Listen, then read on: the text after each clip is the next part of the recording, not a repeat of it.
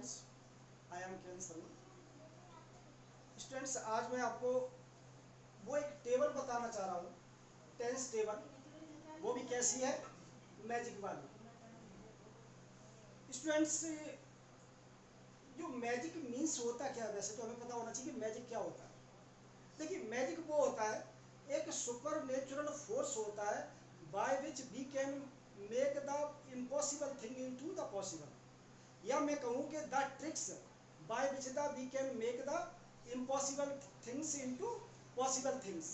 तो स्टूडेंट्स, इस टेबल के द्वारा मैं आपको वो इम्पॉसिबल थिंग्स बताना चाहता हूँ जिसके द्वारा इन टेंसेस को, यानी 12 टेंस में, उनको किस तरीके से इजीली हम लर्न कर सकते हैं, समझ सकते हैं, उनकी क्या ट्रिक्स होती हैं। उन ट्रिक्स के द्वारा हम इसको टेबल को लर्न कर सकते हैं। और स्टूडेंट्स, ये भी पता होना चाहिए कि ये जो 12 टेंस हैं, यानी ये 12 टेंस है, इन 12 टेंस में क्या कॉमन थिंग्स होती हैं और कौन क्या क्या कॉमनली लगाया जाता है और किस तरीके से हम इसको यूज करते हैं और किस तरीके से हम इसको समझ सकते हैं। तो स्टूडेंट्स, मैं पॉइंट पे आता हूँ। देखिए स्टूडेंट्स, जो टेंस हमारे होते हैं वो होते हैं, 3 टेंस होते हैं, प्रेजेंट, पास्ट और फ्यूचर। जैसा तो आपने अभी तक पढ़ाई होगा कि जो प्रेजेंट टेंस होता है इसको हम हिंदी में वर्तमान काल बोलते हैं, पास्ट टेंस को हम भूतकाल बोलते हैं और फ्यूचर टेंस को हम भविष्य काल बोलते हैं। स्टूडेंट्स, कुछ लोग जो मोस्टली इंग्लिश पढ़ते हैं वो मोस्टली क्या करते हैं कि वो इंग्लिश के तरीके से ही इंग्लिश को समझने की कोशिश करते हैं, हिंदी के तरीके, हिंदी को तरीके से, यानी हिंदी को एक माध्यम बना करके वो जो है इंग्लिश को समझते हैं। या कुछ स्टूडेंट्स ऐसे होते हैं जो हिंदी से इंग्लिश को ट्रांसलेट करना चाहते हैं। तो स्टूडेंट्स, यहाँ पे ये देखिए कि ये जो टेंस है वो हमारे मेन टेंस होते हैं, वो प्रेजेंट, पास्ट और फ्यूचर 3 टेंस होते हैं। और प्रत्येक टेंस के 4 पार्ट्स होते हैं। पहला होता है इंडेफिनिट, दूसरा कॉन्टिन्यूअस, तीसरा परफेक्ट और चौथा जो होता है परफेक्ट कॉन्टिन्यूअस होता है। स्टूडेंट्स, आपने अभी तक भी ये भी पढ़ा होगा कि जो प्रेजेंट का मतलब होता है अभी जो वर्तमान में जो काम हो रहा है वो जो है प्रेजेंट टेंस कहलाता है। और जो प्रेजेंट टेंस की जो पहचान होती है वो होती है वाक्य के अंत में है, हूँ या हो। अगर कोई भी वाक्य जो हिंदी में है जिनके लास्ट में है या हूँ या हो लगा हो, वो सारे वाक्य जो है प्रेजेंट टेंस में आएंगे। इसी तरीके से पास्ट में क्या होता है कि जो वाक्यों के अंत में था, थी या थे लगा हो, वो वाक्य, सारे के सारे वाक्य जो है पास्ट टेंस से बिलोंग करेंगे। इसी तरीके से जो फ्यूचर की जो पहचान होती है वो फ्यूचर की पहचान ये होती है कि जो लास्ट में गा गी गे आएगा लास्ट में, यानी हिंदी सेंटेंस में, हिंदी सेंटेंस के लास्ट में क्या आएगा, या तो गा आएगा या गी आएगा या गो आएगा। ठीक है, इस तरीके से हम इन टेंसों को क्या कर सकते हैं, वर्गीकृत कर सकते हैं, यानी क्लासीफाई कर सकते हैं। टेंस को 3 टेंस में, यानी प्रेजेंट में है की पहचान से हम क्लासीफाई कर सकते हैं, पास्ट को था थी थे की पहचान से क्लासीफाई कर सकते हैं, और फ्यूचर को गा गी के की जो लास्ट में हो उससे हम इसको क्लासीफाई कर सकते हैं या इसको हम समझ सकते हैं। तो स्टूडेंट्स देखिए, इसमें क्या कॉमन है कि प्रेजेंट है। अगर मैं एक वाक्य हिंदी में ले लेता हूं तो देखिए, सीता खाना पकाती है प्रेजेंट में। और जो कॉन्टिन्यूअस में होता है, कॉन्टिन्यूअस का मतलब होता है जहां पे कोई काम का जारी रहना हो, यानी काम चल रहा हो, उसको हम कॉन्टिन्यूअस कहते हैं। तो अगर वो सीता खाना पकाती है तो वो सीता खाना पका रही है, ये हमारा प्रेजेंट कॉन्टिन्यूअस में वाक्य बनेगा। और यही वाक्य हमारा जो परफेक्ट में होगा तो वो बनेगा सीता खाना पका चुकी है। इसका मतलब क्या है कि परफेक्ट का मतलब ये होता है कि जहाँ पे काम पूरा हो जाए, या जहाँ पूर्णतया बताया जाए कि यहाँ पे काम पूरा हो चुका है, यानी परफेक्ट हो चुका है, तो वो जहाँ पे चुका या चुकी या चुके लगा होता है।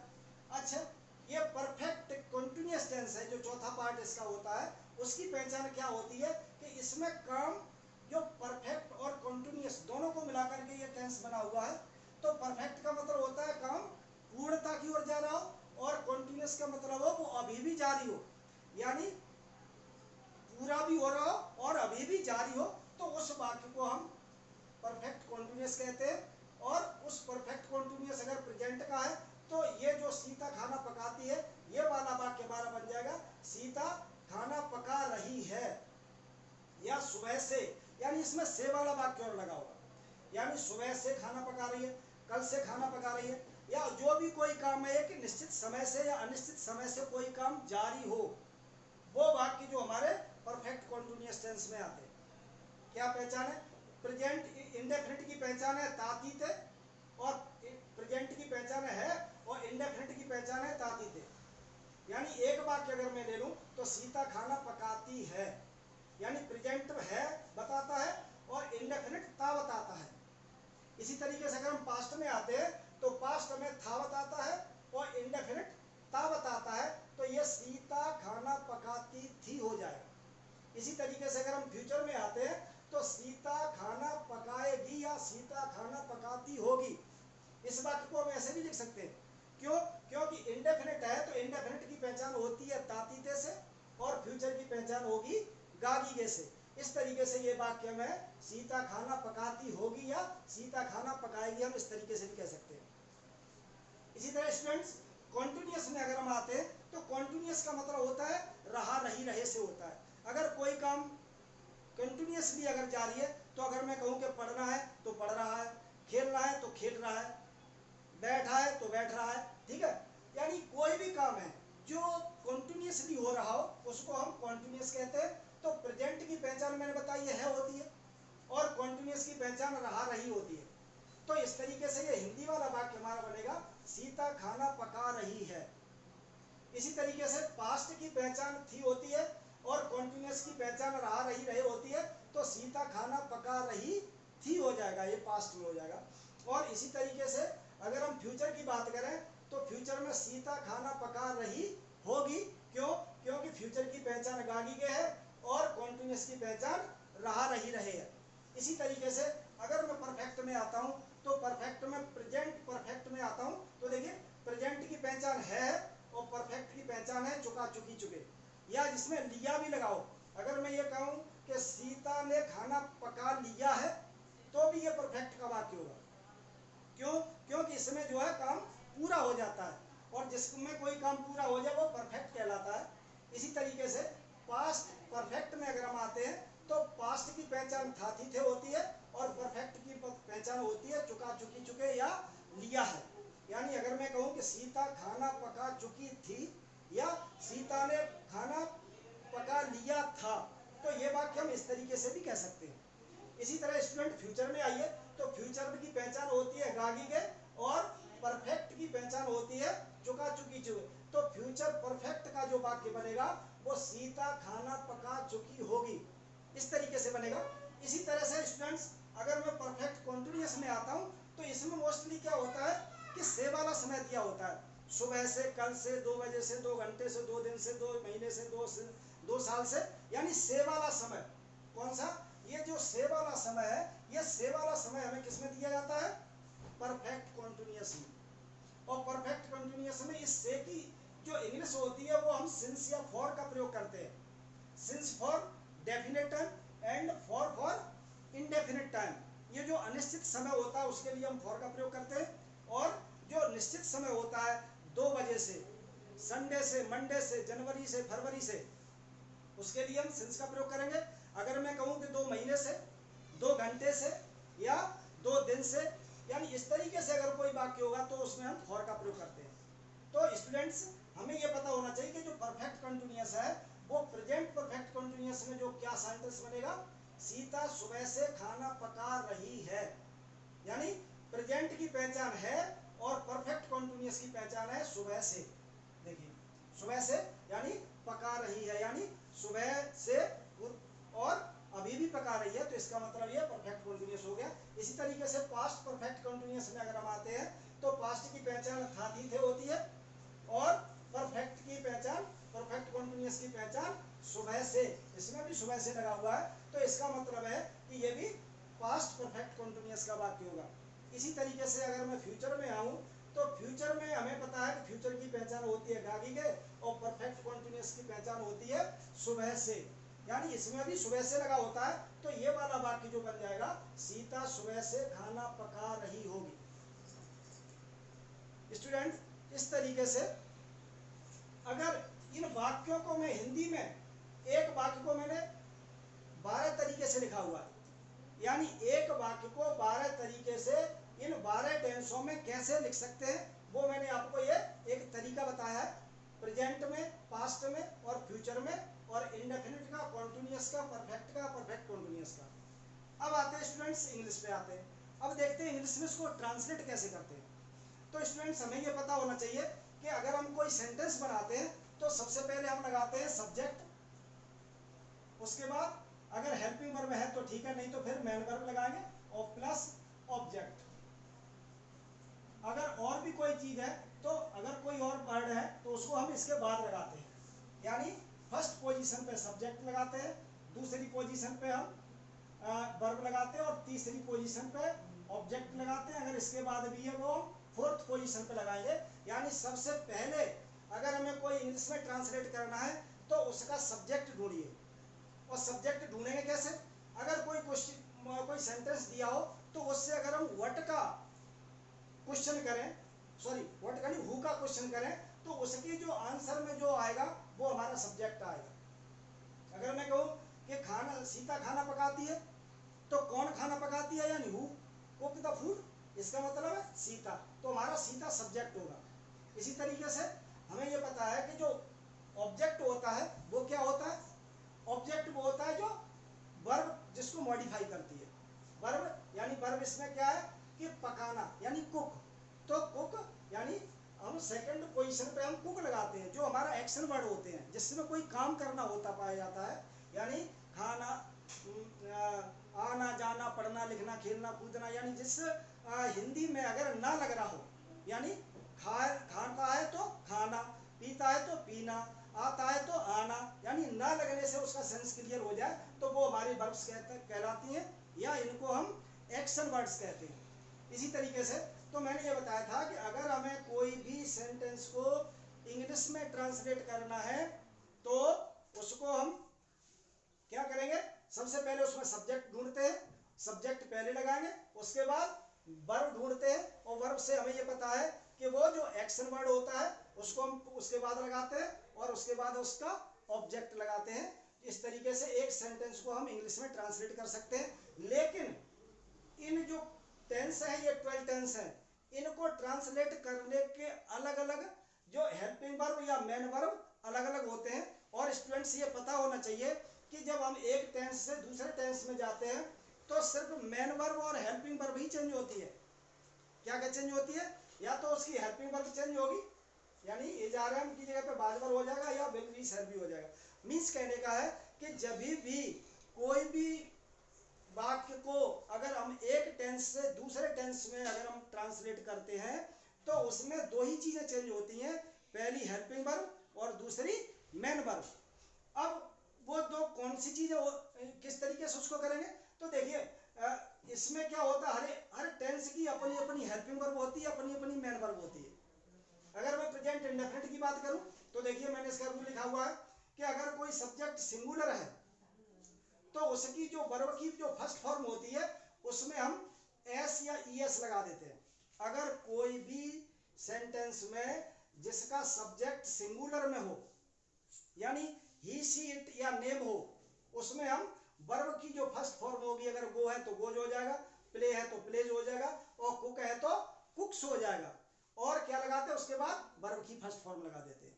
यानी मीन्स कहने का है कि अगर हम कोई भी एफर्मेटिव या असर्टिव सेंटेंस होता है तो उसको अगर हमें प्रेजेंट इंडेफिनिट में होगा तो हिंदी में हम ता है ती है ते देखेंगे, और जैसे कोई वाक्य बना है कि सीता खाना पकाती है, तो इसको अगर हम ट्रांसलेट करेंगे तो सीता सब्जेक्ट है जो कि सिंगुलर है, किसी का नाम है, और उसके बाद वर्ब आती है पकाना, तो पकाती है तो कुक्स हो गई। क्यों है कि सीता सिंगुलर है तो हमने सिर्फ कुक में एस जोड़ा है। क्यों जोड़ा है, कभी कभी हम ई एस भी जोड़ देते हैं, जैसे गो होता है तो गो में हम ई एस जोड़ करके गोज कर देते हैं, जीओ ई एस हो जाता है। तो इस तरीके से हम इस वाक्य को यानी इस फॉर्म में सब्जेक्ट वर्ब और ऑब्जेक्ट के तरीके से हम इसको ट्रांसलेट करते हैं। तो हमने प्रेजेंट इंडेफिनिट के जो वाक्य हमारा सीता खाना पकाती है, तो हमने इसको किया सीता कुक्स फूड, यानी सिंगुलर में वर्ब की फर्स्ट फॉर्म में एस, अगर प्लूरल यहाँ पे होता जैसे दे होता, दे कुक फूड हो जाता, कुक्स नहीं होता फिर, क्योंकि दे प्लूरल होता है। तो इस तरीके से हम इसको प्रेजेंट इंडेफिनिट वाले वाक्य को हम ट्रांसलेट कर सकते हैं। और स्टूडेंट्स ध्यान रखिए, जब हम इस वाक्य को इंटेरोगेटिव या नेगेटिव में चेंज करेंगे तो इसकी जो हेल्पिंग वर्ब होंगी वो डू और डज हो जाएंगी। यानी इस टाइम इसकी क्या होती है कि हेल्पिंग वर्ब इसमें दिखाई नहीं दे रही है, लेकिन जब हम इसको इंटेरोगेटिव या नेगेटिव में चेंज करेंगे तो इसकी helping verb do for plural and does for singular, यानी सिंगुलर सब्जेक्ट के साथ हम डज का प्रयोग करेंगे और प्लूरल सब्जेक्ट के साथ हम डू का प्रयोग करेंगे। तो इस तरीके से इंटेरोगेटिव नेगेटिव के लिए हम इसमें यूज करते हैं। तो हमारा ये वाक्य प्रेजेंट इंडेफिनिट का पूरा हो जाता है कि सीता कुक्स फूड। इसी तरीके से पास्ट में आते हैं तो पास्ट इंडेफिनिट में क्या होता है, मैंने बताया पास्ट में था, लास्ट में था, थी, थे और उससे पहले ताती थे। तो सेंटेंस हमारा सीता खाना पकाती थी या सीता ने खाना पकाया, ये भी हो सकता है वाक्य। तो इसमें हम क्या करते हैं कि चाहे सब्जेक्ट सिंगुलर हो या प्लूरल हो, वर्ब की सेकंड फॉर्म लगती है।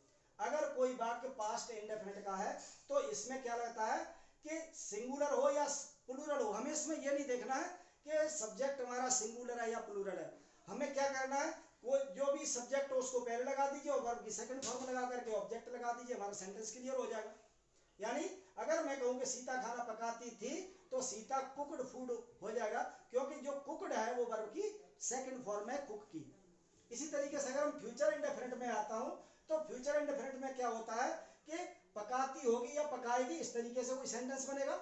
और इसमें आई और बी, जिसको हम फर्स्ट पर्सन बोलते हैं इंग्लिश में, उसके साथ हम शैल का प्रयोग करते हैं एज ए हेल्पिंग वर्ब।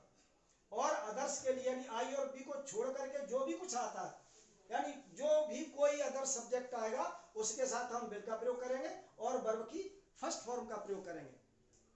तो स्टूडेंट्स वैसे तो आजकल क्या है कि जो मॉडर्न इंग्लिश आई है उसमें जो शैल का प्रयोग तो कहीं है ही नहीं, सभी में विल का ही प्रयोग हो रहा है। लेकिन फिर भी एक ये रूल है तो इसको बताना जरूरी है कि आई और बी के साथ शैल का प्रयोग होता है और अदर्स के लिए विल का प्रयोग होता है। और प्रेजेंट इंडेफिनिट और फ्यूचर इंडेफिनिट का वाक्य हो तो वर्ब की फर्स्ट फॉर्म रहती है। अब स्टूडेंट्स आते हैं कॉन्टिन्यूअस में। कॉन्टिन्यूअस की पहचान रहा रही से होती है, प्रेजेंट की पहचान है तो सीता खाना पका रही है हो जाएगा।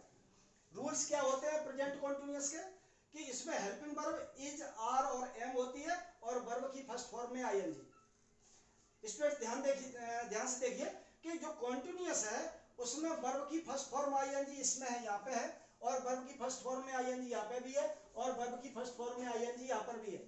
इसका मतलब यह है कि जो कॉन्टिन्यूअस वाला वाक्य होगा उन सब में वर्ब की फर्स्ट फॉर्म में आईएनजी लगेगा, न तो वहां पे सेकंड फॉर्म का प्रयोग होगा और ना ही थर्ड फॉर्म का प्रयोग होगा। उसमें सिर्फ वर्ब की फर्स्ट फॉर्म में आईएनजी लगानी है। किसमें लगानी है? कॉन्टिन्यूअस वाले वाक्य में। और अगर मोटे दिमाग से अगर हम सोच लें थोड़ी देर के लिए कि जिस वाक्य में रहा, रही, रहे लगा हो उसमें वर्ब में आईएनजी लगानी ही है, हर हालत में लगानी है, क्योंकि ये रहा रही का मतलब यही सोच लीजिए कि आईएनजी होता है। अब स्टूडेंट्स अगर प्रेजेंट कॉन्टिन्यूअस है तो मैंने ये बताया कि बाकी के अंत में हम क्या देखेंगे, रहा है या रही है या रहे हैं। ट्रांसलेट कैसे करेंगे? सब्जेक्ट को पहले लगाएंगे, उसके बाद सब्जेक्ट अगर सिंगुलर है तो इज का प्रयोग करेंगे, प्लूरल है तो आर का प्रयोग करेंगे और आई है तो एम का प्रयोग करेंगे और वर्ब की फर्स्ट फॉर्म में आईएनजी जोड़ देते हैं। तो इस तरीके से हम इस सेंटेंस को ट्रांसलेट कर सकते हैं कि सीता खाना पका रही है तो सीता इज कुकिंग फूड। इस तरीके से ये वाक्य हम ट्रांसलेट कर सकते हैं। अब आते हैं पास्ट कॉन्टिन्यूअस में। पास्ट की पहचान था, थी, थे होती है और कॉन्टिन्यूअस की पहचान रहा, रही होती है। और यही वाला वाक्य ये पास्ट कॉन्टिन्यूअस में ये बनेगा कि सीता खाना पका रही थी। अब क्या इसका रूल है? मैंने बताया दो ही चीजें चेंज होती हैं, या तो मेन वर्ब या हेल्पिंग वर्ब। यानी हेल्पिंग वर्ब देखिए इसमें इज आर एम था तो इसमें वाज और वर है, इसमें और वर्ब में आईएनजी इसमें भी है, वर्ब में आईएनजी इसमें भी, वर्ब में आईएनजी इसमें भी है। तो इसमें सिर्फ हमें एक ही चेंजिंग करनी पड़ेगी। अगर हम प्रेजेंट कॉन्टिन्यूअस से पास्ट कॉन्टिन्यूअस में जाना चाहते हैं तो हमें सिर्फ हेल्पिंग वर्ब की जगह पे जहाँ पे इज लगा है वहां पे हमें वाज लगाना पड़ेगा सिर्फ। बाकी सेंटेंस एज इट है। देखिए यहाँ पे सीता है तो यहाँ भी सीता है, यहाँ पे कुकिंग है यहाँ भी कुकिंग है, यहाँ फूड है यहाँ भी फूड है। बदला क्या है? सिर्फ यहाँ पे इज बदली, इज की जगह पे वाज हो गया है।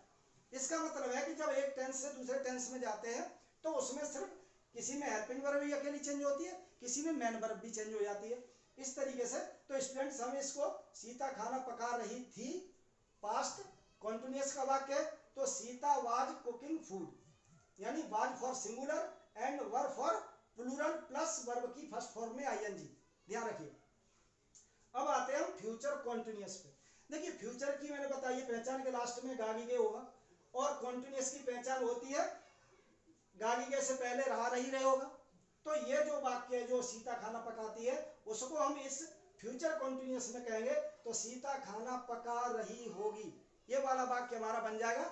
और इसके रूल्स क्या है, जो रूल्स ऊपर वाले में थे यानी फ्यूचर इंडेफिनिट में थे, जो आई और बी के साथ सेल और अदर के लिए विल था, और यहाँ पे आई और बी के साथ भी सेल है और अदर के लिए विल है, लेकिन यहाँ पे वर्ब की फर्स्ट फॉर्म थी, यहाँ पे वर्ब में आईएनजी लगेगा प्लस क्या लगेगा, बी और लग जाएगा, यानी इसमें आई और बी के साथ लगेगा शैल बी और अदर के लिए लगेगा विल बी और वर्ब की फर्स्ट फॉर्म में आईएनजी। इस तरीके से अगर हम इस वाक्य को ट्रांसलेट करते हैं कि सीता खाना पका रही होगी तो Sita will be cooking food, इस तरीके से ये सेंटेंस बन जाएगा। इसी तरह स्टूडेंट्स अगर हम परफेक्ट टेंस में आते हैं, अगर हम प्रेजेंट परफेक्ट में आते हैं तो मैंने बताया प्रेजेंट की पहचान है और परफेक्ट की पहचान चुका चुकी चुके या लिया होता है, यानी सीता खाना पका चुकी है या सीता ने खाना पका लिया है। अगर इस तरीके से कोई वाक्य है तो वो वाला वाक्य प्रेजेंट परफेक्ट का होगा, क्योंकि इसमें काम पूरा हो जाता है। अब इसके रूल्स क्या होते हैं, रूल्स होते हैं हमें पता है, जो मैंने बताया ना सिर्फ हेल्पिंग वर्ब और मेन वर्ब चेंज होती है, तो इसमें हेल्पिंग वर्ब क्या हो रही है, सिंगुलर सब्जेक्ट के साथ हैज और प्लूरल सब्जेक्ट के साथ हैव प्लस वर्ब की थर्ड फॉर्म। अब देखिए परफेक्ट में क्या है, परफेक्ट के तीनों टेंसों में चाहे प्रेजेंट का हो, चाहे पास्ट का हो, चाहे फ्यूचर का हो, यहाँ वर्ब की थर्ड फॉर्म है, यहाँ भी वर्ब की थर्ड फॉर्म है और यहाँ पे भी वर्ब की थर्ड फॉर्म है। इस तरीके से अगर परफेक्ट टेंस है जिसमें कोई काम खत्म हो चुका हो तो एकदम सीधा सीधा समझ लीजिए कि उसमें वर्ब की थर्ड फॉर्म ही लगनी है। अब क्या इसकी हेल्पिंग वर्ब सिर्फ लर्न कर लीजिए कि जो प्रेजेंट परफेक्ट की जो हेल्पिंग वर्ब होगी वो सिंगुलर सब्जेक्ट के साथ हैज होगी, प्लूरल के साथ हैव होगी और वर्ब की थर्ड फॉर्म तो है ही है। तो अगर ये सीता खाना पका चुकी है तो हम बताएंगे इसको सीता हैज कुक्ड फूड, क्या बन जाता है, यानी सीता एज इट, सीता यहाँ पे थी, सीता यहाँ पे थी, यहाँ पे इज की जगह सिर्फ हैज हुआ है, कुकिंग था तो यहाँ पे कुक्ड हो गया, फूड की जगह पे फूड है।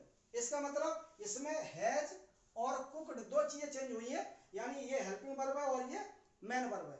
इसी तरीके से स्टूडेंट्स हम पास्ट परफेक्ट में आते हैं तो पास्ट की पहचान मैंने बताई है हिंदी में था थी थे होती है और परफेक्ट की पहचान चुका चुकी चुके या लिया होती है।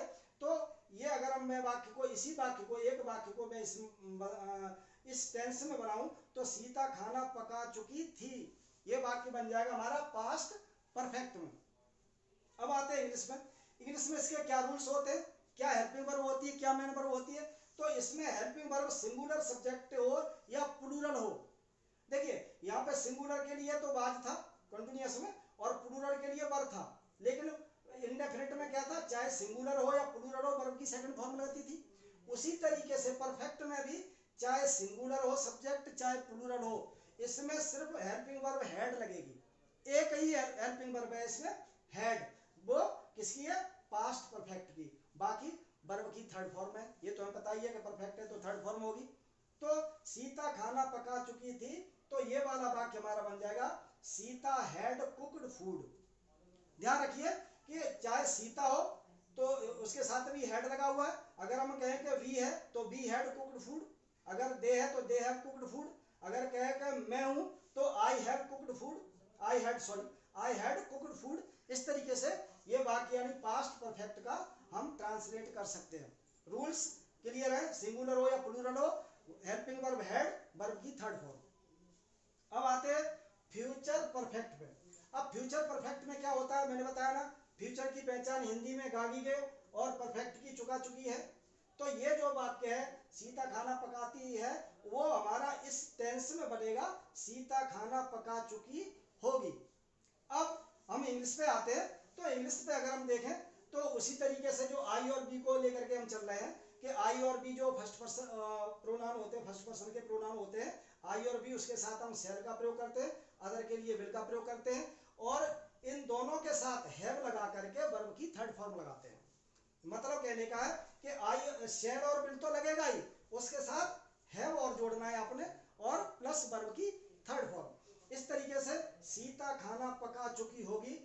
सेंटेंस बन जाएगा Sita will have cooked food. देखिए विल, सीता के साथ विल लगा है और इसमें हैव लगा है, ये वाला हैव, और कुक की थर्ड फॉर्म है कुक्ड, और फूड एज इट है।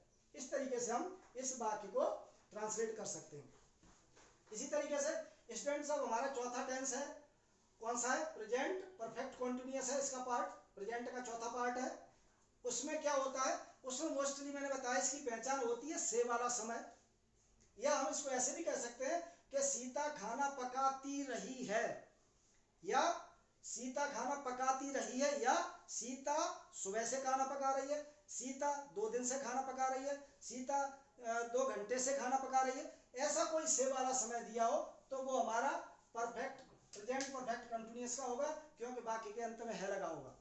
तो अब इसकी ट्रांसलेट कैसे होता है, इसकी हेल्पिंग वर्ब और मेन वर्ब क्या होगी, तो देखिए इसकी हेल्पिंग वर्ब सिंगुलर सब्जेक्ट के लिए हैज और प्लूरल के लिए हैव, यहाँ पे भी सिंगुलर के लिए हैज थी और प्लूरल के लिए हैव थी। यानी ये जो टेंस बना है वो परफेक्ट और कॉन्टिन्यूअस दोनों को लेकर के बना है हमारा ये बात। तो इसकी कुछ पार्ट इसका कुछ पार्ट इसका, मतलब कुछ पार्ट इसका और कुछ पार्ट इसका लेकर के, कुछ इसका एक्स्ट्रा लेकर के इस टेंस को पूरा किया गया है। क्या किया गया है, यानी परफेक्ट भी है, कॉन्टिन्यूअस भी है, और उसका कुछ अपनी एक अलग पहचान और होगी। वो क्या होगी, एक्स्ट्रा चीज होगी, वो क्या होगी, देखिए कॉन्टिन्यूअस की है, वर्ब में आईएनजी है, परफेक्ट की क्या है, इसमें हैज और हैव लगा हुआ है, और इसकी अपनी पहचान क्या है, इसकी अपनी पहचान है बीन।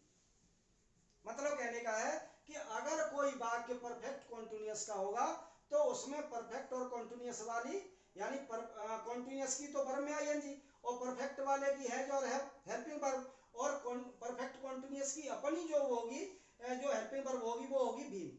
तो इस तरीके से ये वाक्य को हम पूरा कर सकते हैं कि Sita has been cooking food since morning. Students मैंने बताया कि इसमें सिंस और फॉर का प्रयोग और होता है, since for definite time and for indefinite time, यानी इंडेफिनेट के अनिश्चित समय के लिए फॉर का प्रयोग होता है और निश्चित समय के लिए सिंस का प्रयोग होता है। तो इस तरीके से ये वाक्य हमारा पूरा हो जाएगा कि Sita has been cooking food since morning. अगर सुबह से है तो सुबह हमें पता है एक दिन में एक ही बार सुबह होती है, तो इसका मतलब वो डेफिनेट टाइम है, और अगर वो डेफिनेट टाइम है तो इसमें हम सिंस का प्रयोग करेंगे। इसी तरीके से past perfect continuous, past perfect continuous ये वाला वाक्य हमारा बनेगा। पास्ट की पहचान तो हमें पता है था दी थे है, और परफेक्ट कॉन्टिन्यूअस की पहचान है सुबह से, शाम से, 2 बजे से, 2 घंटे से, 2 दिन से, यानी से वाले समय से। तो ये वाक्य हमारा बन जाएगा सीता सुबह से खाना पका रही थी। क्लियर है। अब हम क्या करते हैं, इसको इंग्लिश में देखते हैं। तो मैंने ये बताया था कि इन दोनों की हेल्पिंग वर्ब को लेकर के इसी की हेल्पिंग वर्ब बनी है। देखिए इसमें वर्ब में आईएनजी लगा है तो यहाँ वर्ब में आईएनजी है, क्योंकि रहा रही रहे यहाँ पे भी लगा हुआ है, और इसमें हेड थी हेल्पिंग वर्ब, वही हेड यहाँ पे है, लेकिन मैंने बताया इसमें बीन लगा हुआ है, यहाँ पे बीन लगा है, और यहाँ पे भी बीन आपने लगाना है। मतलब कहने का है कि परफेक्ट कॉन्टिन्यूअस वाला और परफेक्ट कॉन्टिन्यूअस यानी का कोई भी टेंस होगा उसमें बीन जरूर लगेगा, चाहे प्रेजेंट का हो, चाहे पास्ट का हो, चाहे फ्यूचर का हो। ठीक है ना। इस तरीके से इस वाक्य को अगर मैं ट्रांसलेट करूं तो Sita had been cooking food since morning, इसमें क्या है, इसमें हैज की जगह पे हेड लगी है, बस इतना चेंजिंग आई है। क्या आई है कि यहाँ पे हमने जो हैज लगाया था यहाँ पे हेड हो गया है, बाकी एज इट है। देखो बीन, यहाँ पे भी बीन है, कुकिंग यहाँ पे है, फॉर फूड है तो फूड अपनी जगह है, सिंस मॉर्निंग तो सिंस मॉर्निंग इसमें भी है। तो स्टूडेंट्स जब हम एक टेंस से दूसरे टेंस में जा रहे हैं तो कुछ थोड़ा बहुत चेंज हो रहा है, और वही चेंज हमें दिमाग में बैठाना है, कि वही चेंज हमें याद करना, वही समझना है हमें कि अगर एक टेंस से दूसरे टेंस में जा रहे हैं तो कोई ना कोई चीज चेंज जरूर होती है, या तो वो उसकी हेल्पिंग वर्ब चेंज होगी या फिर मेन वर्ब चेंज होगी। इसी तरीके से स्टूडेंट्स अगर हम फ्यूचर परफेक्ट कॉन्टिन्यूअस में आते हैं तो देखिए यही वाला वाक्य, यानी फ्यूचर की पहचान गागी के और परफेक्ट कॉन्टिन्यूअस की पहचान सुबह से, यानी से वाला टेंस। तो इस तरीके से हम कह सकते हैं कि ये वाक्य जो हमारा है वो बनेगा सीता सुबह से खाना पका रही होगी। अब इसको अगर हम इंग्लिश में ट्रांसलेट करेंगे तो देखिए मैंने बताया था कॉन्टिन्यूअस की वर्ब में आईएनजी इसमें है, वर्ब में आईएनजी है, और परफेक्ट की विल और शैल हैव। देखिए विल हैव और शैल हैव, यानी शैल और विल है, हैव भी है, सिर्फ इसमें बी नहीं एक्स्ट्रा बनी है। तो इसका मतलब ये है कि इसमें भी बीन लगी हुई है। बाकी एडजेक्टिव वाक्य है, देखिए Sita will have cooked food है, इसमें कुक्ड थी तो इसमें कुकिंग हो गई है विल हैव था तो विल हैव यहाँ पे भी देखिए विल हैव है, लेकिन इसमें बीन जो एक्स्ट्रा है वो लग गई है। क्यों? क्योंकि ये अपनी इसकी अपनी खुद की पहचान है। तो जो ये सेंटेंस हमारा बन जाएगा Sita will have been cooking food since morning, यानी वही सिंस और फॉर का प्रयोग करना है। इस तरीके से स्टूडेंट्स ये हमारा 12 टेंस है। और ये 12 टेंस अगर आप इस तरीके से देखेंगे तो ये बहुत इजी है। इसमें सिर्फ एक ही पहचान देखनी है कि प्रेजेंट की पहचान है होती है हूँ हो होती है, पास्ट की था थी थे होती है, फ्यूचर की गागी होती है, इंडेफिनिट की ताती थे और कॉन्टिन्यूअस की रहा रही रहे, परफेक्ट की चुका चुकी चुके या लिया, और परफेक्ट कॉन्टिन्यूअस की वह पहचान सुबह से या 2 बजे से वाले समय से लेकर के चलेंगे। तो इस तरीके से स्टूडेंट्स ये 12 टेंस हैं। और ये मैं इस टेंस टेबल को मैंने मैजिक नाम दिया हुआ है। और मैजिक नाम मैंने इसीलिए दिया हुआ है कि ये जो 12 टेंस हैं, जितने भी सेंटेंस होंगे इंग्लिश में, जितने भी सेंटेंस होंगे, अगर वो एक्शन वर्ड वाले सेंटेंस हैं तो इन 12 टेंसों में से ही होंगे। और इन 12 टेंस अगर आपने याद कर लिए तो समझ लो आधे से ज्यादा आपने इंग्लिश को सीख लिया है। इस तरीके से स्टूडेंट्स अगर आप इस तरीके से इस टेबल को 2-3 बार अगर रिवाइज करेंगे तो आप इसको टेंस को अच्छी तरह समझ सकते हैं। इसके बाद मैं आपको बताऊंगा कि इंटरोगेटिव नेगेटिव सेंटेंस हम कैसे बनाते हैं और एक्टिव पैसिव कैसे बनाते हैं, उसके बारे में बताऊंगा। Thank you.